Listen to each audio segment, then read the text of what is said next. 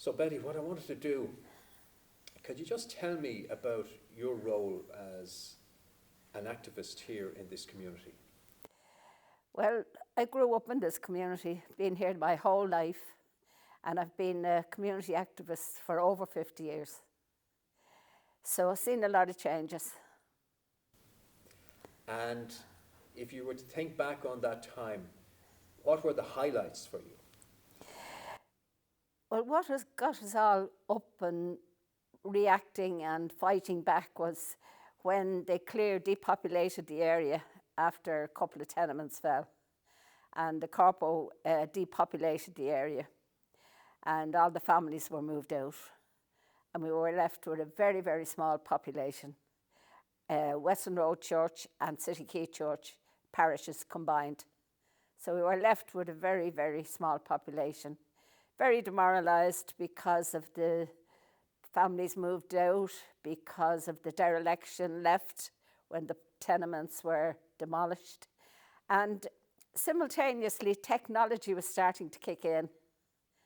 So there was never a history of our tradition of education in this area because it was such an industrialised area with the Docklands and the gas company and the Hammond Lane, etc., etc.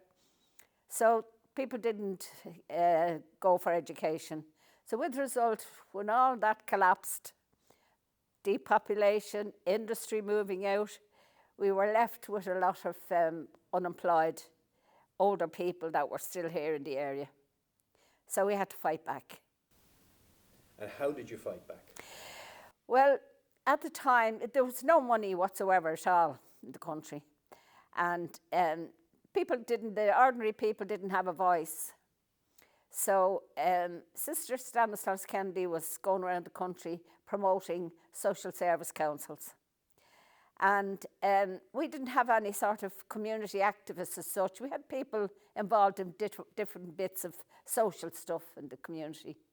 And so everything that happened after that emanated from the church, St. Andrew's. And we set up Westland Row City Quay Social Service Council to look at the services that were needed and to try to deliver those services.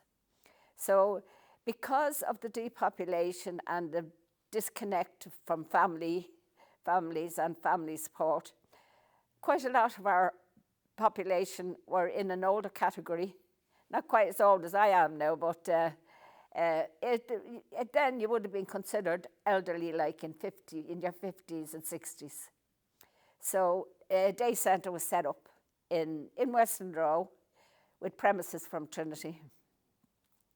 So other things like Manpower was there at the time, and they used to come in and sit and encourage people who were looking for work. So then we also started the Grinds programme with the Trinity students. So bits and pieces were going on in Westland Row. But there was no room for scope for expanding because that was only a temporary residence anyway. And the boys' school on Pearse Street, St. Andrew's National School, because all the families were gone, it was no longer needed as a school. Owned by the diocese, falling into disrepair, and we applied to the diocese for a lease to develop it as a community resource centre. And that's where we started. And we moved into the building and we began to address the needs that were emerging. And one of the biggest rots in the community was unemployment, lack of education. So that affected not only the morale, but also the economy of the community. So the job centre, the idea of a job centre was set up, and that was my area. And another idea we had too was to have a festival where we would try and instill a sense of identity in people still living in the community, and to take a pride in that. Realise that they were people of value and they needed to be proud of that as a Dockland community. So we set up the festival and started to get every year, up to COVID, It was in its 33rd year. So between that, bits and pieces, then we began to emerge, the other needs started to emerge, and we'd address them. Of course, there's very little money then, of course, you know, but we have our friends in Foss to thank for coming into the building and refurbishing the building for us under a CYTP scheme, Community Youth and Training Programme. And then we got some more funding for a heritage programme, and we began to do research into the history of the area over 100 years. So slowly things started to emerge. Then it was the childcare, and then it was the youth, and so on, till we were covering the needs that were emerging within the community. And how would you describe this community? Would you say it's a working class community, or how would you describe it? It was very much so a working class community with low skilled work, low wages, and plenty of work, but very low skill, no pay. But then gradually, as we were addressing the needs and people were becoming more aware, we were bringing awareness to people of the importance of education. And that was the way out of poverty trap. And began to take an interest in the education and provide classes where the mature students could go into. Oh, we were also involved in the TAP programme. And so encouraging adults to do the Leaving Cert in St Andrews and then go into the TAP programme and then into the mainline degree courses. So all of that was great morale building. And we made a lot of friends because we were so passionate about survival. And the agencies we engaged with could see that. We weren't anti anything. We were for everything. So we did do well because we worked with the agencies, whether it was Foss or the City Council or Social Welfare, Apollo House, advocating on behalf of clients who wouldn't necessarily shouldn't have been on the live register, but could have been as a carer or whatever. So we were able to advocate, and we built up a trust with people. So, which in a way made them all very complacent, because he said, St Andrews will take care of that. So, but it was good. We became the focal point of the community after many years now, because there was a lot of mistrust with City K. They say we were getting their funding and so on. And anyway, it was all of that was overcome, and we did become the focal point of the community. And now Trinity College and Creative Ireland are engaging with the community on the big question of climate change. What's your view of that? Has this been a success, do you think? Well, I suppose as an art project it's a success, but as to how we can, in the big picture, address climate change, we can all do it in our own small ways, manageable ways, as we have been doing, recycling our stuff down in Ringsend, washing on 30 degrees, having quick showers, saving lights and so on. Plenty of television though, and plenty of iPads and phones. But the reason I got involved with the programme was I was very proud of the fact that the rising when they started with the installation on the river, and the narrator was Kim Delaney, 18-year-old, Dolores Wilson's granddaughter. And that made me very proud, because I wanted everyone involved to know she's a product of what we did. Now, getting back to the question about pollution, we were used to pollution from the gas company, the Hammond Lane and all the industry. So we moved from one area of pollution to a different type. We're the victims of the traffic and so on.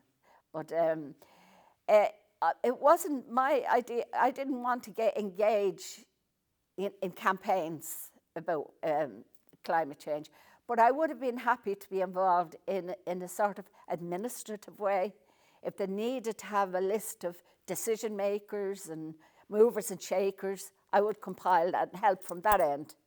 But age and mobility would have prevented me from playing an active role in campaigning. I mean, what is the biggest issue for you when you look at the big issue of climate change and how it impacts on this community? I mean, you've had many weeks now of discussion. What is the big issue for you?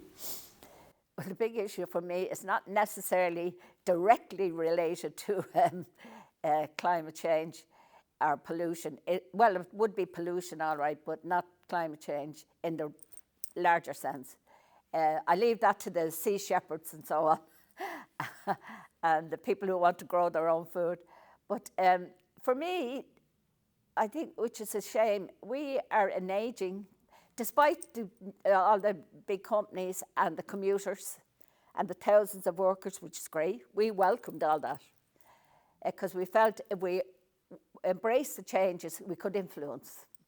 So despite all that, we no begrudgery there, but our own traditions, one tradition for us in Sandymount, Ringsend, Irishtown, Pearse Street, was the fact going into town. That was always a tradition. And on the north in the city too, but our access to O'Connell Street, Henry Street was the number one, was the number 2 and 3. And then we lost them and we got the number 1. Grand, no problems whatsoever, coming every 20 minutes on the dot. And all of a sudden that's gone. The famous number 1 is gone. So that affects our population very much because you have older people who it's a tradition to go into town. Some women go into town every single day to shop. And I wouldn't have gone in every day because I was working, but I'd often hop out of the centre and jump on a number 1 outside the centre. You'd be in town in less than 10 minutes.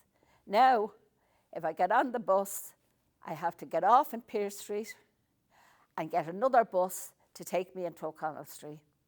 Because if I get the number 1C, 2C, 3C, I end up near the Halfpenny Bridge. And I use a rollator, so it makes it very difficult for me. Now, most of the women my age are on rollators because we're living too long, I believe. They're telling us we're living too long. But at least we're mobile and we're still able to contribute. So it's important that our needs are met too and not lost in the big picture. So Bus Connects then has not been a success as far as you're concerned?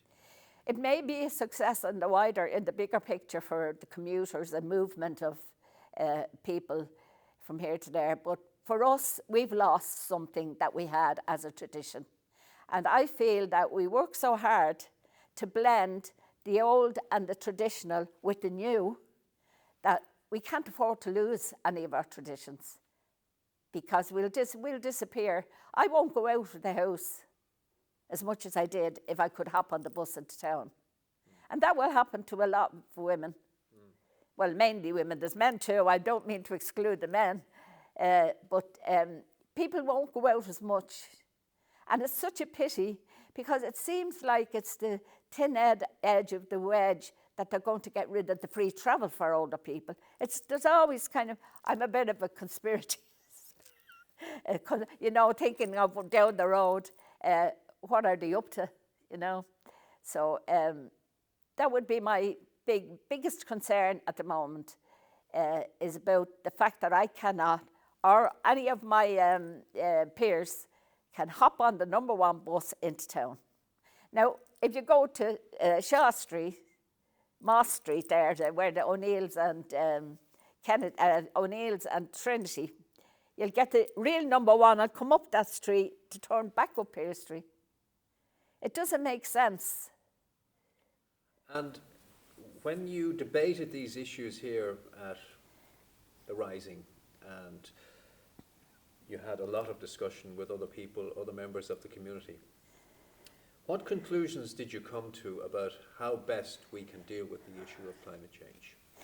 Well, first of all, regarding the new policies with the TFI, I'd like to know how they're working for the general public, first of all.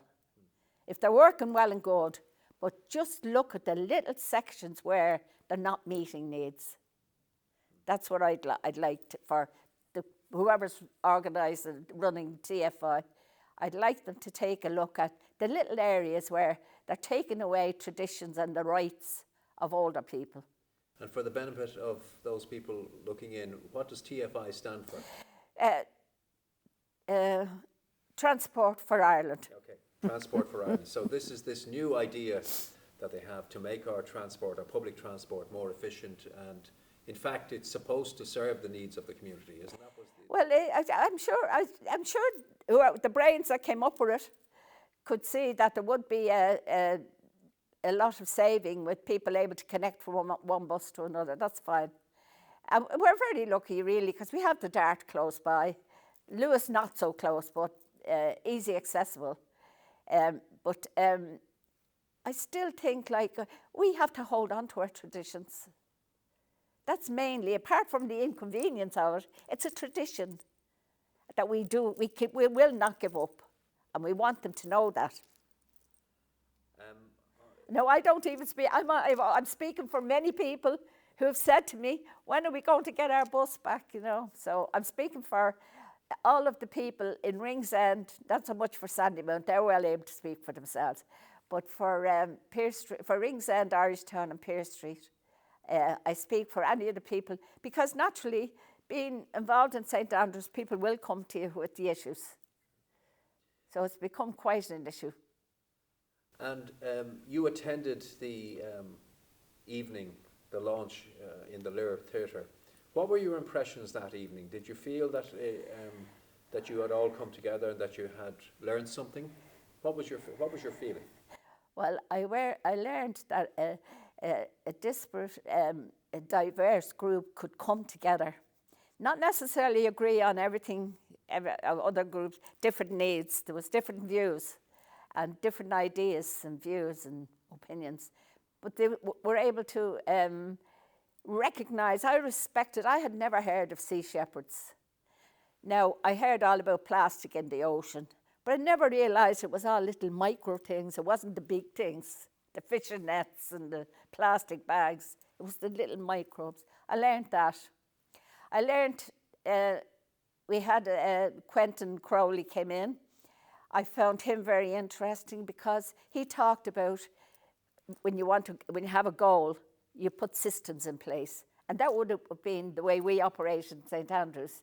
You have a goal, you do your prep, you go looking for money, and then you implement. So I was very much interested in that system. I didn't call it system, we called it whatever, a working group or plan or whatever.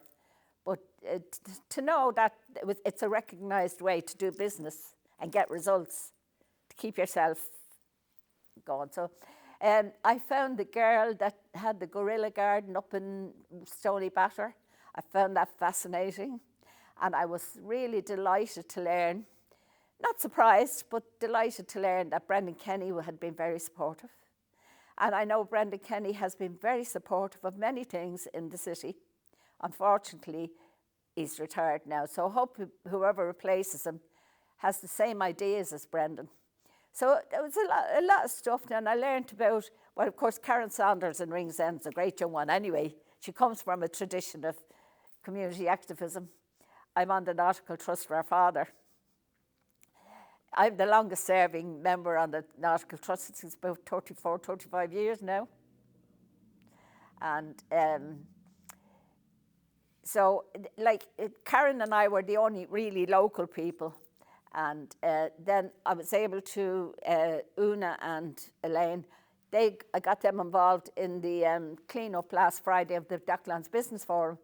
So it's connecting people up, just like TFI, except not getting rid of anything, just improving and expanding. So I did learn a lot. Now, as I said, the campaigning wouldn't have been my interest, but I did learn. I did learn to think the wider thing. I do my own bit, as everyone does, well, I'm presuming, everyone does the same thing, but not everybody recycles. But my influence would have been Bernie Walsh and sunflower recycling. So that came from that, you know. And what is your hope now for the future? Awareness by young people.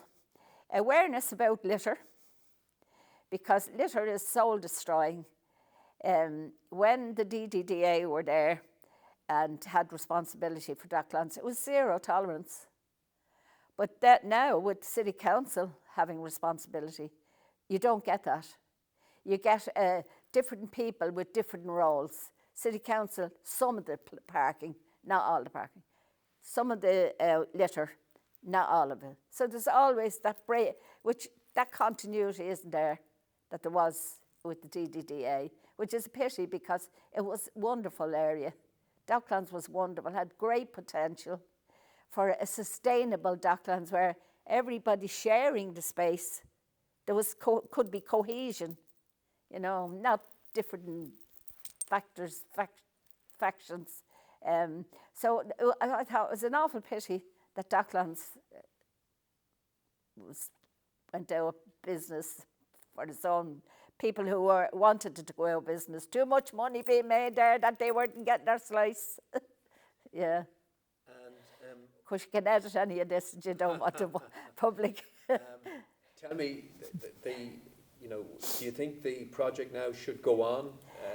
Well, I think when you get a group of people who are interested in the subject, you should continue and expand on it and see where it goes and give it a life. I definitely, and they're young people and they're passionate and they're so interested and passionate about the environment. That's what I think is, I learned that it is, local people don't really think, you know, the local people who've grown up in the area, as I say, there's that complacency. But these new young people, dwellers that we're getting in, you know, I was asked, I was saying about the clean-up, and I was sending Una and Elaine, they said, are they local? Because there's that kind of bias, you know, on both sides now. And I said, well, they are local, but they're not the local that you don't want, you know. I mean, I would have tried always to engage the staff in St. Andrews in any activity that the Docklands would have on the square. But no, I go down to, if there was a festival on the weekend, I know I go down to Cork down to me holiday home, or I do this, or, you know, there was never willing to get involved and do security or anything like that. Only if they were getting, you know, where you have these young people who don't think about that. They're not materialistic, really. Well, that's the impression I get from them, that they're not materialistic. They're passionate about their own view on things. They're passionate. Any final thing you want to say, Betty, at all? Well, just to finish up with what you said about continuing and seeing where it goes and connecting people up, even with Trinity and the Arts Council and those two lads, Phelim and Gary, like to continue on and to give them the experience of what they've learned here, because I'm sure they learned a lot. And the group can go off and do their own things, form their own little groups. And then, I mean, Una joined in with the Ringsend crowd who clean up Ringsend, the residents crowd. So, like all that connecting up, where we were all kind of all insular in our own communities, you know. Now, we work very well with Ringsend, as you well know, with the community centre and our DRD. But we've overcome that too. But like in days gone by, there would have been all. And that's what happens on the north in our city, because they have the different villages and they're not all speaking with their own voice, you know.